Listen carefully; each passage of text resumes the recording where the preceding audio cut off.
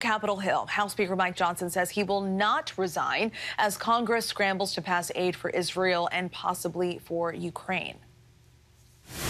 I am not resigning, and it is, in my view, an absurd notion that someone would bring a vacate motion when we are simply here trying to do our jobs. It is not helpful to the cause. It is not helpful to the country. It does not help the House Republicans advance our agenda, which is in the best interest of the American people here: a secure border, sound governance, and it's not helpful to the unity that we have in the body. This comes as Johnson says he will break up the votes and bring 4 separate measures to the floor that include aid for Israel, Ukraine, and Taiwan. But some Republicans are already coming out against it. ABC's Jay O'Brien is joining me now from Capitol Hill for more on this. Thanks for coming back, Jay. Really appreciate it. So what is inside these measures, and could it threaten Johnson's future as Speaker? Well, this is an effort to try to get that aid for Israel that so many Democrats and Republicans wanted for really months now, but really gained steam, particularly after that attack by Iran. And so Israel aid is a component of these 4 pieces of legislation. But one of the other of the 4 components is aid for Ukraine, which has been long stalled. And Johnson has said he believes is important, despite the fact that he hasn't brought an aid on Ukraine bill to the floor for months. And it's that aid for Ukraine that's causing the hardliners in Johnson's party to balk. Marjorie Taylor Greene is saying that she's going to ramp up her efforts using a motion to vacate, which you already heard Johnson refer to there, to try to oust him from the speakership. Thomas Massie has already now said that he's going to join Marjorie Taylor Greene in those efforts. And Greene has said she believes her ranks of Republicans opposing Johnson are growing, although other lawmakers haven't publicly said that they're going to support her one way or the other. A lot of Republicans have come out and said what she's doing, in their view, is unproductive. But certainly Johnson is now being pitted against the hardliners in his own party because of this package that he's now going to put on the floor this week. Stephanie. And Jay, we've also learned Speaker Johnson spoke with President Biden before laying out this plan.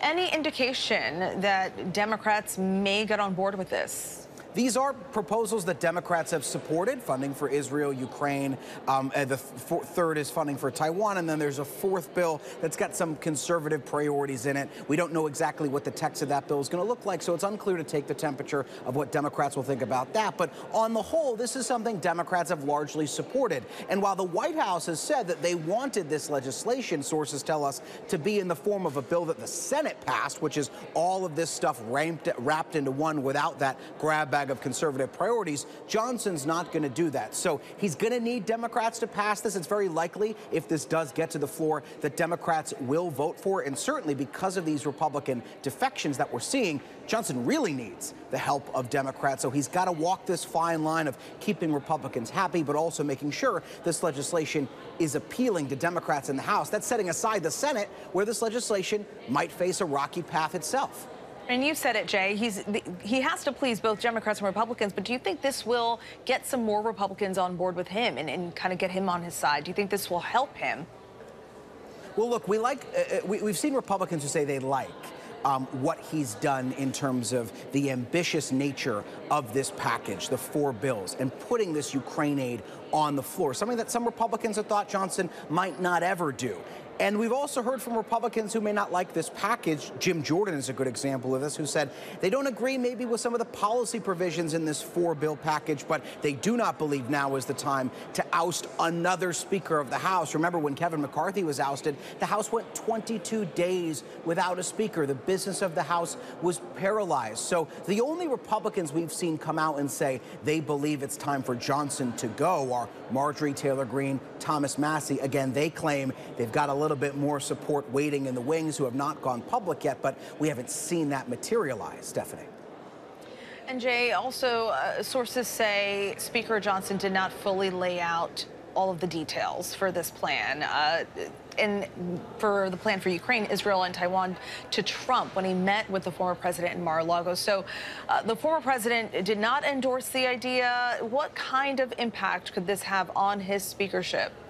Well, that's the open question, is what does Donald Trump think about this legislation? Because certainly, given the power that Trump has over House Republicans, hardliners and moderates alike, if he were to come out against this legislation, it could really pose a significant threat to this package that Johnson wants to get over the goal line. Think about when Trump came out against the reauthorization of the Foreign Intelligence Surveillance Act, FISA, last week. That doomed the legislation for a time until there were some changes made that would appeal to Trump, and Trump finally then didn't necessarily get on board with it, but backed down in terms of his criticism. So Donald Trump has a lot of power over House Republicans, and if he really wants to take down this legislative package, he can. But the sense we're getting from the former president's allies, who are speaking to my colleague up here, Rachel Scott, and John Santucci and Catherine Falders as well, is that the former president wants to wait and see the text of this legislation, exactly what is put down on paper, before he weighs in one way or the other. But certainly, Donald Trump is another factor